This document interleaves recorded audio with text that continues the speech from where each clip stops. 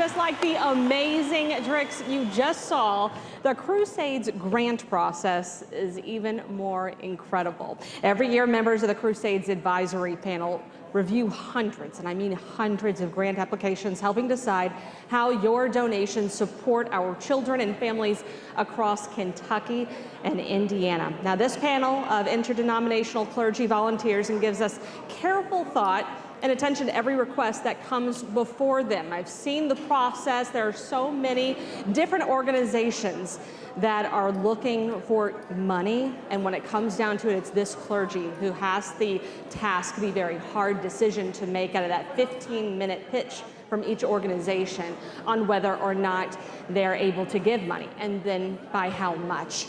Joining us is going to be the Crusade's Vice President of Planning and Operations, Sean Kalin, along with several of those panelists to talk more about this important process. You've probably seen a lot of them on the moral side of the news. Joining us now, Sean Kalin. Thank you, Brooke. Thank you, Brooke. For the very first Crusade 73 years ago, the advisory panel for the WHS Crusade for Children has determined where the funds go for the Crusade for Children.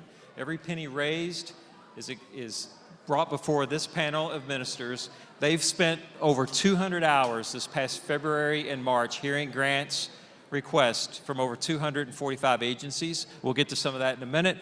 The panel is led by Jason Crosby, Chaplain Center College, and he's the chairman, and Father John Stoltz, St. Aloysius Catholic Church, the vice chairman. You're leaders of this distinguished group. It's a process. Talk to us briefly about the need this year. Thank you, Sean. Yes, the need once more this year is great, and we are honored as members of the Clergy Advisory Panel to do a small part along with so many others in our community to help address that need. I'll let others talk more specifically about the need and about other things that this body does. I just want to emphasize quickly that our first and primary objective is to make sure that we are good stewards of the wonderful resources that are made available to the Crusade. And so we do spend an extensive amount of time in February, March of this year getting ready to meet with the organizations and agencies that receive funds from the Crusade. And we take that responsibility very seriously because we understand how important it is that we do our best to ensure that funds get where they need to be to meet those needs. Father John, you're new to the vice chair role. Welcome. Yes, you're welcome.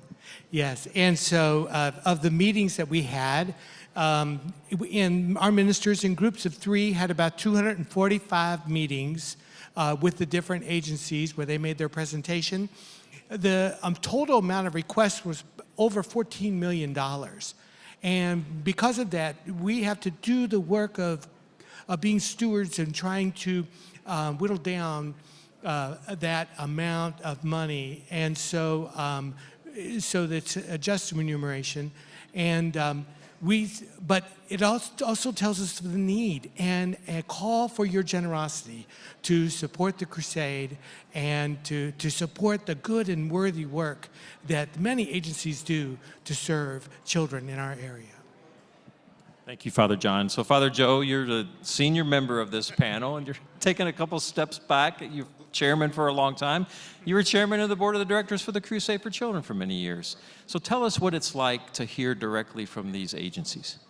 Well, as John has already said, I think one of the people don't realize that we cover the entire state of Kentucky and southern Indiana, from Indianapolis, Terre Haute, all the way down.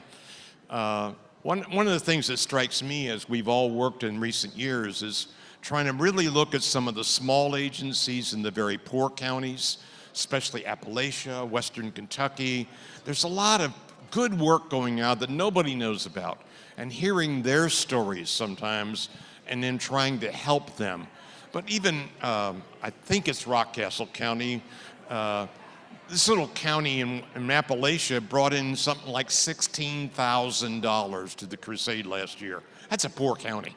And That's a very unusual thing. right, and they have a hospital there that does some great work.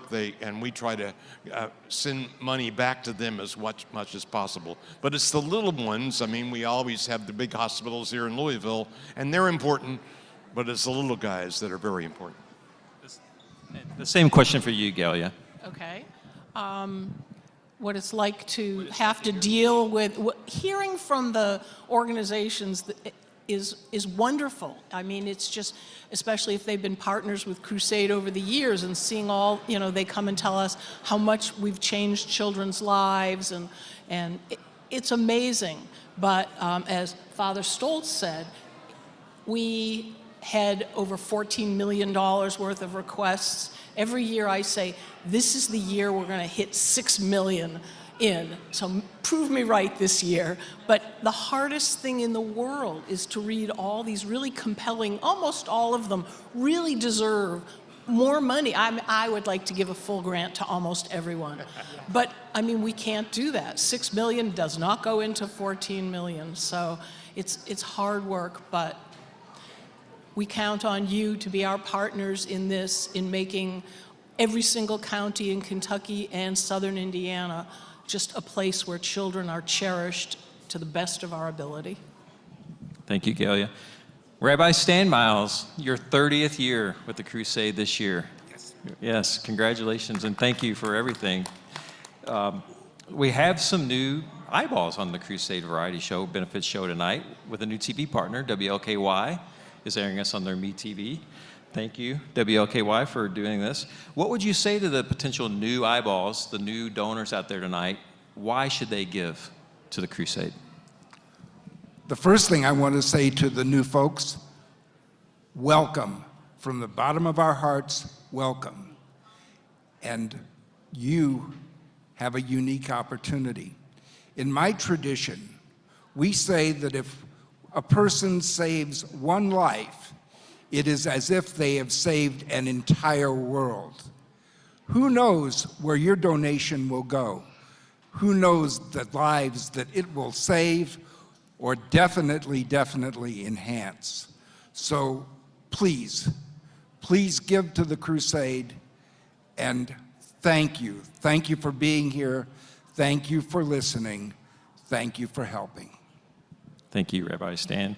Reverend Sally McLean, the same question to you. What would you say to the new donors tonight? It's going to be like the little boy next door whose name is Hudson that comes banging on my door, and he said, the fire trucks are coming, the fire trucks are here, you've got to go get money, you've got to go get money. I said, Hudson, I've already given money, I wrote a check. It doesn't matter, we've got to go meet the fire trucks. So I had to go to my wallet, give my money out so they could go and run to the fire truck and give more money. So I say, if you can, please give more money. Thank you very much, Sally. So, Reverend George Wasson, you are new to the panel. This will be your second full year on the panel. How would you describe the legacy of the Crusade and what it means to the communities? Thank you. So I have the joy of being the Indiana representative to this distinguished group. And I want you to know that this doesn't stop at the river. We have an amazing Southern Indiana contribution to WHAS. And as we would all testify, the needs are huge. And they don't stop at a river and they don't stop at a state line. I know that our Jeffersonville County over there, man, you guys just bring it home time after time and are great supporters of Crusade. And I just want to throw a challenge out there to the rest of our Southern Indiana counties. The legacy of Crusade, right? 70 plus years. And it's just growing and it's getting better and better every year. So Indiana, man, let's step up and let's show them what we can do on the sunny side of the river. There you go. All right, George.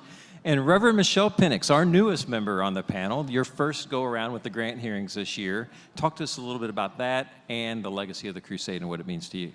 Well, I'm excited. This is my first year, but I go way back with the Crusade. I actually had a daughter who benefited from the Crusade, and I have a stone in front of WHAS representing her life and what it meant. So it is a privilege for me to stand here as a first-timer to say, keep giving. 73 years is Louisville's love in action for our community. So call in, make sure that you go out there and solicit and give back to the people who have given so much to our community. Thank you very much, Michelle. And the beauty of the Crusade for Children is really, when it was set up in 1954, the TV station doesn't decide where the money goes. WHS Radio, 840 WHS Radio does not decide where the money goes. The Crusade staff does not decide where the money goes. This panel, since 1954, has had... We haven't been that far.